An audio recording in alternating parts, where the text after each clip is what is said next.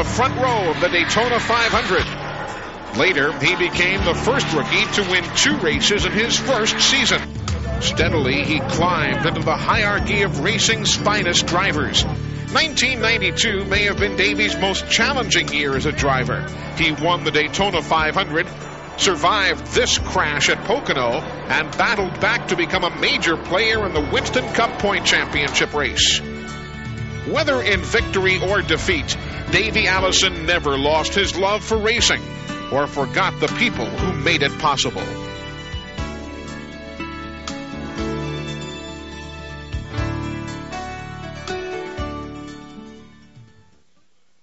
At Pocono, fans stood along with the entire racing family to once again honor the loss of one of the sport's brightest stars.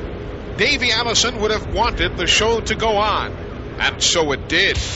Kyle Petty, who dominated the race at Pocono just a month ago, appears to be building another great run early in the Miller Genuine Draft 500. He passes Ernie Irvan here to take second place.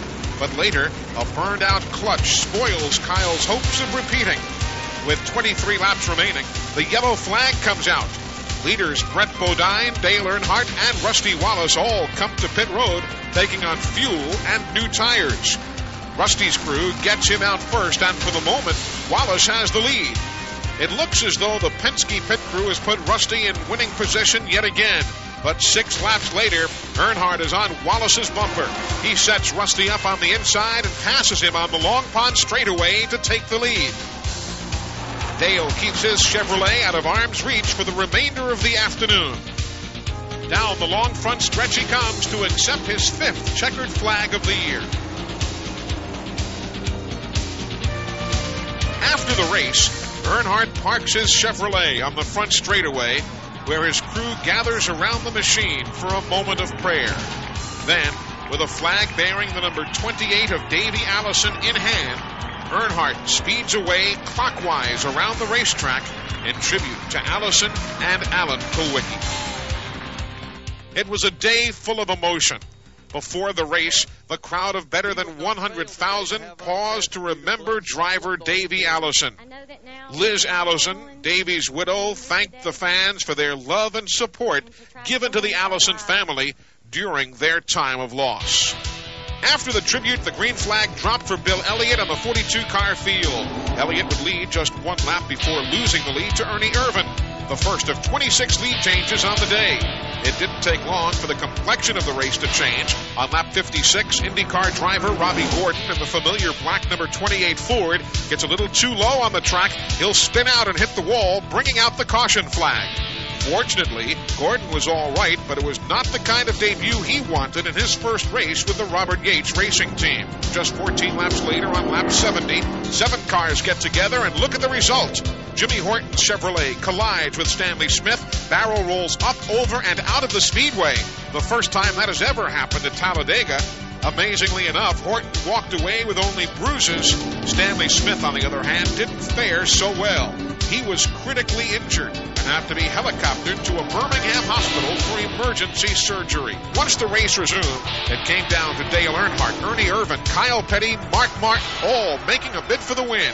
But Earnhardt slips past Irvan and holds on for the win by a mere 6 inches. It was Earnhardt's 2nd straight and 6th win of the year. Earnhardt would end the month of July just as he started. Hot. Watkins Glen in the Finger Lakes region of New York is a legendary road course, and it's the site of the next NASCAR Winston Cup event, the Budweiser at the Glen. Many of the cars running on the 2.5-mile circuit struggled to keep it between the lines. Morgan Shepherd found both guardrails on this crash. Ricky Rudd, without brakes, slides into the grass and makes a great recovery move. He spins his car around and then steps on the accelerator to keep his car from further damage.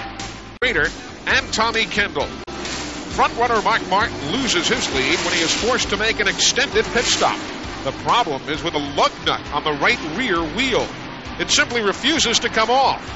Finally it does, and the crew is able to put fresh tires on Mark's car. The race comes down to 2 wrong moves. With only 5 laps remaining, leader Kyle Petty loses control of the number 42 Pontiac. Then, second-place runner Dale Earnhardt miscalculates the direction of Petty's damaged car and runs square into Kyle. The wreck parted the seas from Mark Martin, who made his way back up to the front of the pack. Martin ends up cruising home for his first win of the year. You know, with 8 laps to go, we were awful far back, and I couldn't believe it. They threw the green, and we were running third in a lap or so, and we were coming. But, you know, opportunity has to be on the good side once in a while. We've been out there hammering, and we haven't had a break all year long, and it made it easy when Kyle and Dale crashed. Martin's stroke of good luck and another fast race car made him an early favorite to win the Champion Sparkplug 400 at Michigan International Speedway. The race began with Martin looking awfully strong, but not as strong as Ricky Rudd. At one point, Rudd builds a lead of more than 10 seconds over the rest of the field. But on lap 125, Rudd pulls his Chevrolet behind the wall. A water leak ending his afternoon. That left the race to Mark Martin, whose race car this day is untouchable. With Mark about to accept the checkered flag, the best race is coming into view. It's a battle for 5th. Ted Musgrave makes a great move to edge out Rusty Wallace and Lake Speed at the finish line. While that drama played out, Martin celebrated as his good fortune continued. So a victory for Mark Martin and the Jack Roush team, and with their ties to the state of Michigan, that win was a huge one for them. We are here now at Victory Lane at Daytona International Speedway. This is a most famous piece of real estate in the world of motorsports, but there's another very famous piece of real estate as well at the corner of 16th Street and Holman Way in Indianapolis, Indiana. That's where the Winston Cup team's headed, right from Michigan. A test session at the Indianapolis Motor Speedway. The Indianapolis Motor Speedway, a track steeped in racing tradition. In the past, these hallowed garages have housed only the finest in IndyCar racing machines. But now they are shared with NASCAR's finest as the Winston Cup drivers came to the Brickyard to test for next August's Brickyard 400. I'll tell you, it was a thrill to go around there. I was the first car out this morning and first one to make it back to the finish line, so it was quite a thrill. Very excited. The speeds are there. It's going to be a real horsepower racetrack, and I probably believe most of the paths going to be going on in the straightaways and maybe exiting the corners. But it's going to be fun, no doubt about it. For some drivers, the trip to Indianapolis was almost like being back home. I think every team in here has been waiting for this moment this year to when they heard the announcement. You know, we just all couldn't wait to get here. And the first time I drove out of this garage and drove onto that racetrack, it was probably one of the neatest feelings I've ever had in a race car. NASCAR's invasion of the Brickyard didn't go unnoticed. Over 100,000 fans showed up to welcome their neighbors from the south to the newest NASCAR track.